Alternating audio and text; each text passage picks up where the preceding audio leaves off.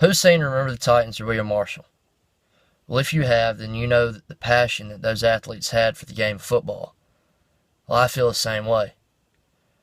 Football, it's a grueling sport. It's hard, but it's fun. It teaches you all kinds of awesome life values.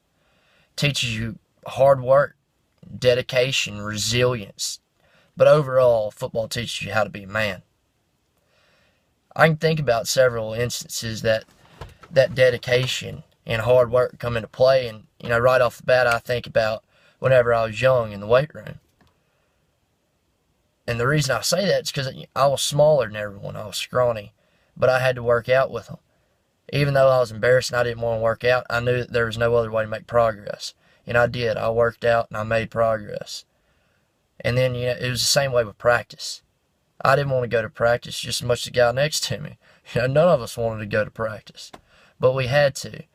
We thought it was pointless back then, but looking back at it now, if we didn't go to practice, we wouldn't have been worth anything come Friday night. And we lived for the Friday nights, let me tell you. Those games were awesome. It was amazing to be out on that field. You can't imagine the rush if you hadn't played.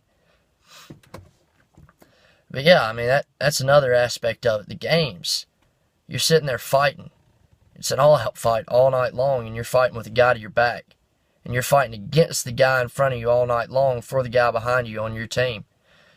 And no matter where you are in life, and no matter where your friend is, or your teammate is in life, or where y'all stand with each other, you're fighting for each other, and you're not going to let each other down on that football field.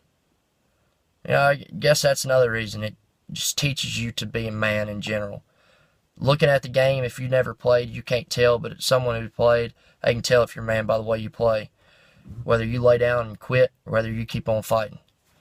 So next time you watch a game of football, I don't want you to think of it as a bunch of people running around hitting each other.